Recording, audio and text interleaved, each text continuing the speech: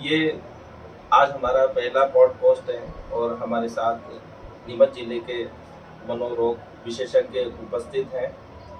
Covid के बाद मनोरोगों में वृद्धि हुई है और इस कारण से इस विषय पर चर्चा करना अत्यंत आवश्यक हो गया है। नीमच जिले में बढ़ती आत्महत्याएं मनोरोगों के कारण इस विषय पर चर्चा करने के लिए हमारे साथ आमंत्रित हैं doctor Krishna Kumar carpenter. Doctor साहब नमस्कार। अपना पूरा परिचय दीजिए ताकि दर्शकों तक पूरा संदेश सुव्यवस्थित रूप से पहुंच सके। जी बिल्कुल, मेरा नाम डॉक्टर कृष्ण कुमार कारपेंटर है। मैं वीरेंद्र कुमार सकलेचा शासकीय चिकित्सा महाविद्यालय में सहायक प्राध्यापक के पद पर कार्यरत हूँ और मैं नीमच जिले के जिला अस्पताल में अपनी सेवाएं दे रहा हूँ। जी बहुत बहुत धन्यवाद। मनोरोग के बारे में लोगों की विभिन्न प्रकार की भ्रांतियां हैं, अवधारणाएं हैं। तो ये पहला पॉडकास्ट है तो हम ये जानना चाहते हैं कि मनोरोग क्या है। मनोरोग देखिए, मन के विकारों की एक ऐसी स्थिति है जिसके अंदर व्यक्ति के सोचने समझने की क्षमता क्षीण हो जाती है। व्यक्ति के निर्णय लेने की, जजमेंट लेने की, चीज़ों को समझने की, चीज़ों के बारे में सोचने की, चीज़ों को याद रखने की, चीज़ों को परसीव करने की, इन सब क्षमताओं की में क्षीणता आ जाने को मनोरोग कहते हैं। जी बहुत बहुत धन्यवाद। क्योंकि मनोरोग चिकित्सक के पास जाने में आम जनता अभी भी उतना नहीं समझती है, भयभीत होती है। तो डॉक्टर साहब ये बताने का कष्ट करें कि इस मनोरोग में क्या क्या बीमारियां शामिल होती है। जी, आपने बहुत अच्छा प्रश्न किया है। मनोरोग में वैसे तो कई बीमारियां आती हैं, लेकिन मुख्य तौर पर सबसे ज़्यादा, जैसा कि आईसीडी में क्लासिफिकेशन किया गया, उस हिसाब से इसमें ऑर्गेनिक ब्रेन सिंड्रोम का मतलब शरीर में कोई मेडिकल बीमारी की वजह से जो मनोरोग उत्पन्न होते हैं, जैसे सर में चोट लग जाना, बुढ़ापे में डिमेंशिया हो जाना, पार्किंसन हो जाना, और सर में चोट लगना, कहीं गिरने की वजह से जो मानसिक स्थिति या मनोरोग उत्पन्न होते हैं, तो इनको ऑर्गेनिक ब्रेन सिंड्रोम कहते हैं। इसके अलावा नशे से संबंधित सारी बीमारियां जो है, जैसे कि कोई गांजे का नशा करता है, कोई अफीम का नशा करता है, कोई शराब का नशा, कोई कैफीन, तंबाकू, ये सब नशा करता है। तो इस प्रकार नशे की लत लग जाना भी मनोरोग के अंदर शामिल है। इसके अलावा स्किज़ोफ्रेनिया, जिसमें कि मनुष्य की सोचने समझने की और चीज़ों को परसीव करने की क्षमता क्षीण हो जाती है। स्किज़ोफ्रेनिया और साइकोसिस से रिलेटेड डिसऑर्डर है। इसके अलावा ओसीडी है, जिसके अंदर एक व्यक्ति एक ही चीज़ को बार बार दोहराता है, एक ही विचार उसके दिमाग में बार बार घूमता रहता है, जैसे कि बार बार हाथ धोना, चीज़ों को चेक करना, चीज़ों को एक ही लाइन में व्यवस्थित करना। ओसीडी है। पर्सनैलिटी डिसऑर्डर्स हैं, एंजाइटी रिलेटेड डिसऑर्डर है, एंजाइटी स्ट्रेस से संबंधित डिसऑर्डर है। इसके अलावा डिप्रेशन है, जिसके अंदर मनुष्य के सोचने समझने की क्षमता तो रहती है, लेकिन जजमेंट और डिसीजन लेने की क्षमता क्षीण हो जाती है। इमोशनली इंसान वीक हो जाता है। इसके अलावा बाइपोलर डिसऑर्डर है, पर्सनैलिटी डिसऑर्डर है, इंटेलेक्चुअल डिसेबिलिटी डिसऑर्डर है। इसके अलावा बच्चों के मानसिक रोग हैं, जैसे कि ADHD, autism, intellectual disability etcetera. इस तरह कई प्रकार के रोग मनोरोगों में शामिल हैं। बहुत बहुत धन्यवाद। हाँ तो डॉक्टर साहब, आम जनता इस चर्चा से कनेक्ट हो पा रही होगी। मैं अगला प्रश्न करता हूँ, क्या सिर्फ पागलपन ही मनोरोग का विषय है या इसमें कुछ और भी चीजें शामिल की जा सकती है जिससे आम जनता भी इसके मनोरोगों के प्रति जागरूक हो और अपना समय पर इलाज करा सके। सिर्फ पागलपन मनोरोग में शामिल है, ये बात सत्य नहीं है। पागलपन के अलावा, पागलपन में मुख्यतः लोग जो आम अवधारणा है, वैसे तो साइकियाट्री में, मनोरोग विभाग में हम किसी को भी पागलपन नहीं कहते, लेकिन आम तौर पर जो लोगों में धारणा है उसमें मुख्यतः बाइपोलर डिसऑर्डर, साइकोसिस, स्किज़ोफ्रेनिया, ये वाले डिसऑर्डर्स शामिल होते हैं। इसके अलावा जो मेजर डिसऑर्डर्स हैं, जैसे नशा की लत में पड़ जाना, ये भी मनोरोग के अंदर आते हैं। जैसे कि डिप्रेशन है, अवसाद है, वो भी मनोरोग के अंदर आते हैं, जिसके अंदर व्यक्ति के सोचने समझने की क्षमता वैसी की वैसी बनी रहती है। और इसके अलावा एंजाइटी डिसऑर्डर है, स्ट्रेस रिलेटेड डिसऑर्डर है, एडजस्टमेंट डिसऑर्डर है, और पर्सनैलिटी डिसऑर्डर है। इन सब के अंदर मनुष्य मतलब इंसान की सोचने समझने की वैसी की वैसी क्षमता रहेगी। आमतौर पर इनमें से कई लोग तो अपनी दैनिक जीवनचर्या को भी वैसा का वैसा ही पूरा कर लेते हैं नॉर्मल तरीके से। तो इस तरह कई ऐसे डिसऑर्डर हैं जो पागलपन के अलावा भी मनोरोगों में शामिल हैं। जी जी, बहुत बहुत धन्यवाद। नीमच जिले में मनोरोग बढ़ रहा है, आत्महत्याएं बढ़ रही है, इसका क्या कारण है और इसका क्या समाधान है? जी, बहुत अच्छा प्रश्न किया आपने। नीमच जिले में इवन पूरे देश में आत्महत्याएं, इवन पूरी दुनिया में आत्महत्याएं की घटनाएं कोविड के बाद से काफ़ी बढ़ी हैं। इसका मुख्य कारण तो जैसे आजकल के युवा वर्ग में सबसे ज़्यादा जो हम देख रहे हैं आत्महत्या की घटनाएं, स्ट्रेस को टॉलरेट करने की, स्ट्रेस को झेलने की जो उनकी क्षमता है उसमें काफ़ी कमी आई है। पुराने ज़माने में हम कई लोग जैसे स्ट्रेस को टॉलरेट कर लेते थे, बड़े से बड़ी टेंशन को, बड़े से बड़े तनाव को झेल कर वो आगे बढ़ जाते थे। लेकिन आज ऐसा हो गया है कि छोटा सा भी अगर स्ट्रेस आता है तो बच्चे या फिर युवा वर्ग आत्महत्या कर लेते हैं। इसमें सबसे प्रमुख कारण है कि आज का जो कल्चर होता जा रहा है, जिसमें कि हमें मोबाइल यूज़ को भी और सोशल मीडिया के यूज़ को भी जिम्मेदार ठहराऊंगा। जैसे कि रील्स देखते हैं हम, शॉर्ट्स देखते हैं, इसमें बहुत जल्दी जल्दी स्क्रॉल करने की वजह से हमारा जो अटेंशन स्पैन है, हमारा जो पेशेंस का लेवल है वो कम होता जा रहा है, क्योंकि हम बहुत जल्दी जल्दी स्क्रॉल करते हैं। उस हिसाब से जैसे थोड़ा सा भी स्ट्रेस आता है तो आजकल का जो युवा वर्ग की पीढ़ी है वो आगे पीछे का कुछ ना सोच के तुरंत गलत कदम उठा लेती है। इसके अलावा पेरेंट्स की जो अपब्रिंगिंग मतलब जो पालन पोषण माँ बाप करते हैं बच्चों का, तो वो बच्चों को स्ट्रेस झेलना या विकट परिस्थितियों में का सामना कैसे किया जाता है ये सब सिखाने में वो समर्थ नहीं है।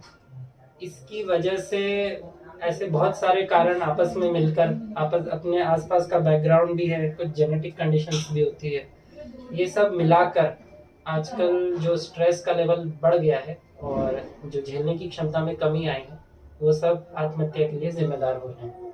जी जी, बहुत बहुत धन्यवाद। मनोरोगों के प्रति भारत के और अपितु नीमच जिले के लोग कितने अवेयरनेस हुए हैं, जागरूक हुए हैं, इसके बारे में कुछ बताएंगे?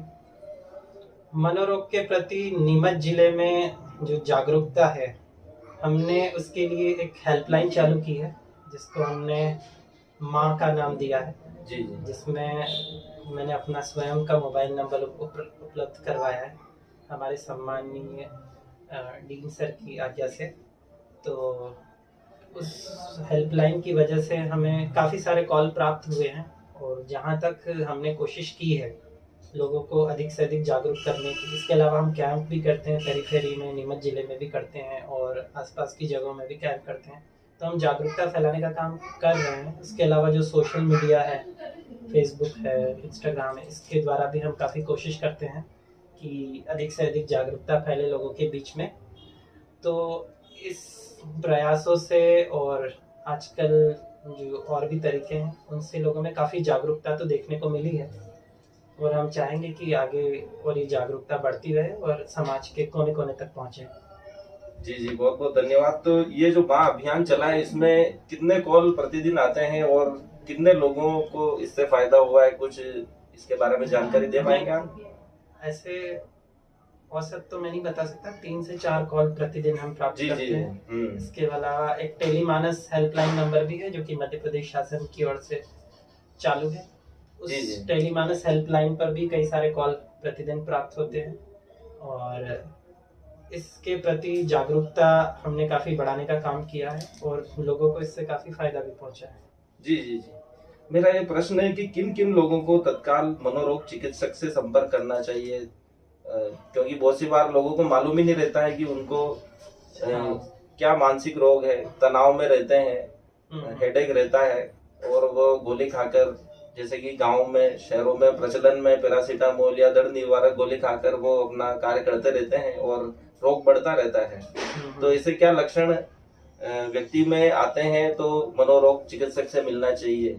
हाँ, मेरा आम लोगों के प्रति यही सलाह है कि कैसी भी स्थिति उत्पन्न हो, किसी भी तरह का स्ट्रेस हो, किसी भी तरह का चिंता तनाव हो, तो वो उसे एक्सप्रेस करें, मतलब अपने आसपास के लोगों को, अपने घर वालों को, अपने दोस्तों को बताएं। जी और जी अपनी समस्या के बारे में आसपास के लोगों से डिस्कस करें। जी जी और इससे क्या है कि लोगों को पता चलेगा और वो उसके लिए सुटेबल एक्शन ले पाएंगे।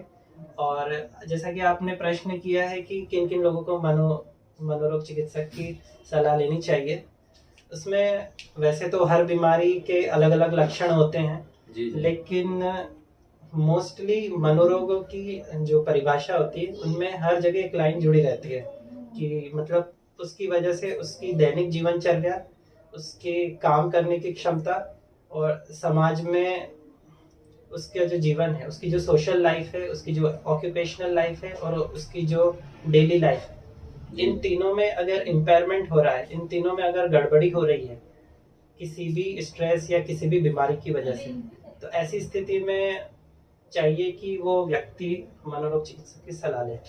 क्या एक सामान्य व्यक्ति को भी मनोरोग चिकित्सक से मिलना चाहिए? अगर मिलना चाहिए तो वर्ष में या किन समय काल में उनको मनोरोग चिकित्सक से संपर्क करना चाहिए? सामान्य व्यक्ति को इसलिए मनोरोग चिकित्सक से मिलना चाहिए क्योंकि जो कोर सिम्टम्स होते हैं, जी जी अगर सामान्य व्यक्ति को एज सच तो कोई जरूरत नहीं होती, जी लेकिन फिर भी कभी उसके आसपास के लोगों में या उसमें खुद ही में इस तरह के लक्षण आए तो उसको अवेयरनेस के हिसाब से, साइको एजुकेशन के हिसाब से हम उसको मिलने के लिए बोल सकते हैं मनोरोग चिकित्सक से। जी जी जी मनोरोग की जो दवाइयाँ डॉक्टर साहब बहुत लंबे समय तक चलती है, तो इसका कोई साइड इफेक्ट तो नहीं है, इसका कोई दुष्प्रभाव तो नहीं है, बताने का कष्ट करें।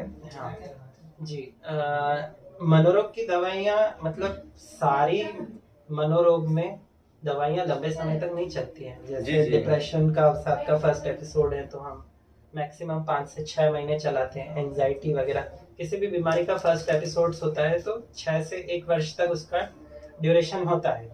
जी जी वो कुछ क्रॉनिक केसेस जो कि रेजिस्टेंट केसेस होते हैं, रिकरेंट केसेस होते हैं जिसमें बार बार एक ही बीमारी के लक्षण आ रहे हैं, या फिर रेजिस्टेंट केसेस हैं, या फिर पुराने केसेस हैं किसी बीमारी के, तो उनमें हम लंबे समय तक दवाइयाँ चलाते हैं।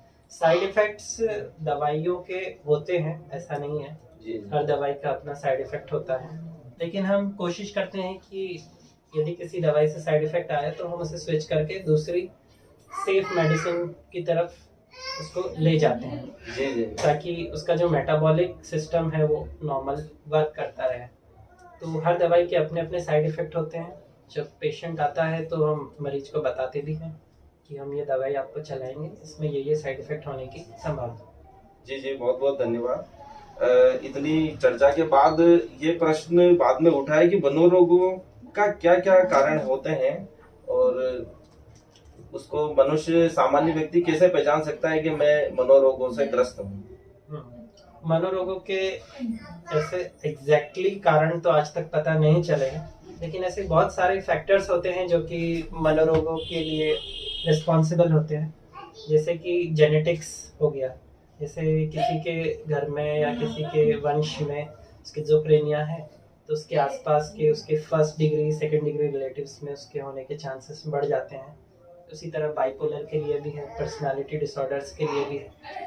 तो जेनेटिक्स का रोल होता है मनोरोग के होने में। उसके अलावा जो अपब्रिंगिंग होती है पेरेंट्स की, जैसा मैंने बताया, पालन पोषण जो माँ बाप करते हैं, उसके अलावा इन्वायरमेंटल फैक्टर्स होते हैं, मतलब आसपास के लोग कैसे हैं, आसपास का माहौल कैसा है, साइको एजुकेशन क्या है, एजुकेशन का स्तर क्या है, तो मतलब शिक्षा का स्तर भी इसमें काफ़ी भूमिका निभाता है।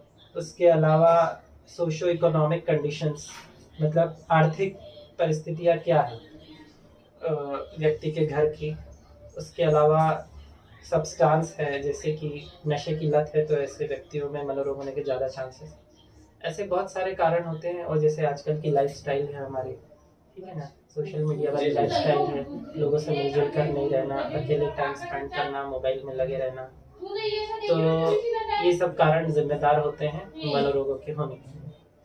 बहुत बहुत धन्यवाद। मेरा ये प्रश्न है कि जन्म से जो मानसिक रोगी होते हैं, क्या उनका उपचार संभव है या किस हद तक उनको हम ठीक कर सकते हैं ताकि वो सामान्य जीवन जी सके? जन्म से मानसिक रोग में जो कुछ एक सबसे गिनती के आते हैं, जैसे इंटेलेक्चुअल डिसेबिलिटी होती है, जिसमें मंदबुद्धिता जिसको हम हिंदी जी, में जी, कहते हैं। तो कुछ मंदबुद्धिता ऐसे होती है जो कि पैदा होती है, अगर डायग्नोस कर ली गई तो हम कुछ हद तक, जैसे जो मेटाबॉलिक सिंड्रोम की वजह से जो इंटेलेक्चुअल डिसेबिलिटी आती है, जी, सॉरी, ऐसे बहुत सारे जो मेटाबॉलिक सिंड्रोम की वजह से जो आनुवंशिक रोग होते हैं, तो कुछ इंटेलेक्चुअल डिसेबिलिटी को हम अगर टाइम पे डायग्नोस कर लिया गया तो उनको बढ़ने से रोक सकते हैं।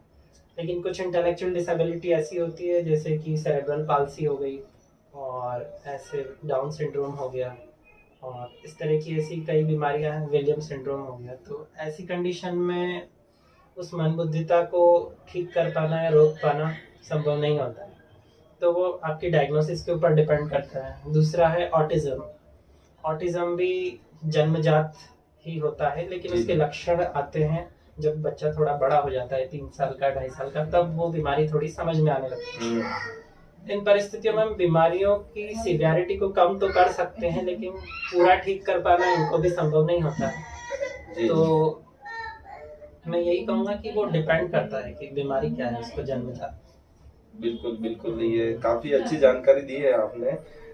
डॉक्टर साहब, बहुत से लोगों को नींद में चलने की आदत होती है, तो ये भी मनोरोग में आता है या ये कोई और बीमारी का लक्षण है? नींद में चलना, स्लीप वॉकिंग, ये स्लीपिंग डिसऑर्डर्स में आता है। जी, जी। और स्लीपिंग डिसऑर्डर्स एज सच अपन मनोरोग में ही उनको गिन तो सकते हैं, क्योंकि आईसीडी में इसका क्लासिफिकेशन किया गया है। जी, जी। तो लेकिन ये बिल्कुल वैसे मनोरोग नहीं है जैसे हम बाकी मनोरोगों को समझते हैं। ये जी। चीजें ठीक हो सकती हैं। अच्छा, अच्छा। क्या मिर्गी भी मनोरोग है और इसका उपचार संभव है? मिर्गी न्यूरोलॉजिकल डिसऑर्डर है। जी, जी, जी। और ये न्यूरॉन्स में केमिकल्स की गड़बड़ी की वजह से, ब्रेन के जो न्यूरॉन्स होते हैं उसमें केमिकल्स के बदलाव के कारण, ऊपर नीचे होने के कारण इसमें सिम्टम्स आते हैं मिर्गी के। जी, जी। ये मनोरोग नहीं, न्यूरोलॉजिकल डिसऑर्डर है, जी, और जी, इसका जी। उपचार संभव है। बहुत-बहुत धन्यवाद। मनोरोग के प्रति आम जनता में जागरूकता लाने के लिए ये हमने पॉडकास्ट चालू किया है। ये पहला पॉडकास्ट है। इसमें एक सामान्य जानकारी मनोरोग के विषय में दी गई है, जिससे आम जनता मनोरोगों के प्रति जागरूक हो। कोविड के बाद विभिन्न प्रकार के मानसिक विकार लोगों में बढ़ रहे हैं, इसलिए इसमें जागरूकता लाना अत्यंत आवश्यक है। इसलिए आज डॉक्टर साहब को आमंत्रित किया गया था। उन्होंने काफी अच्छी जानकारी दी। बहुत बहुत धन्यवाद।